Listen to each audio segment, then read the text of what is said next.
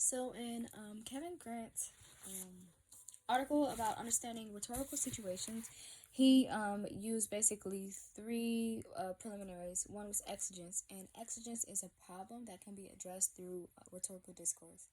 And when you're trying to figure out the exigence, which is the problem, you got to ask yourself what the discourse is about, why is it needed, and what it should accomplish. And the stasis theory, they said, is a good tool to use to analyze a rhetorical situation. And you need to try to find a more abstract exigence, because if you find a problem that is more abstract and that can dig deeper into the minds of the audience, which is another preliminary, people are more likely to engage with it.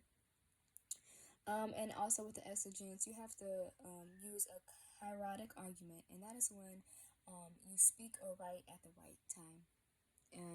Like it's the opportune time. For an example, with the Black Lives Matter movement that is happening right now, anyone that will speak out about Black Lives Matter or anti-racist ideas and thoughts and progressive movements, this is a very opportune time. So they'll be using a chaotic argument, because this is a very opportune time for something like that. The next preliminary with Keith Grant is an audience, and an audience is what helps resolve the exigence. And he basically broke it down between four different definitions. One was any person who happens to hear the discourse. So a lot of people, when they speak or when they write, they think that they're writing to, who they believe their audience is. But honestly, if anyone walks by and picks up a newspaper and reads your article, and you may not want them or may not think that they were going to read it, that is a part of you. They're now a part of your audience. The second one was the set of readers who form a part of the exigence. So basically, the readers who are a part of the problem.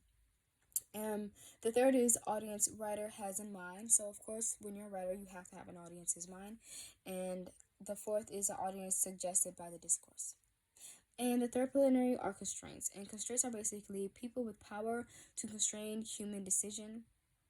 And basically, their constraints are anything that more or less helps the discourse either sympathize with the discourse or basically hate the discourse. And or handicaps the discourse. And this could be language barriers, crime, background, dialogue, genre, language, anything. And also with Jim Nugent article, he talked about rhetoric, audience, and purpose.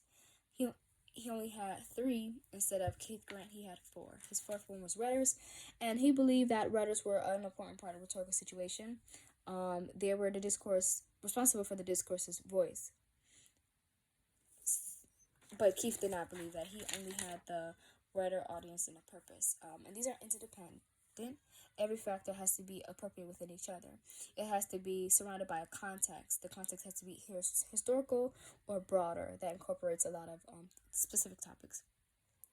You also have to use the three rhetorical appeals as an ethos, which means that you're very credible. You're using credibility and trustworthiness to prove a persuasive argument.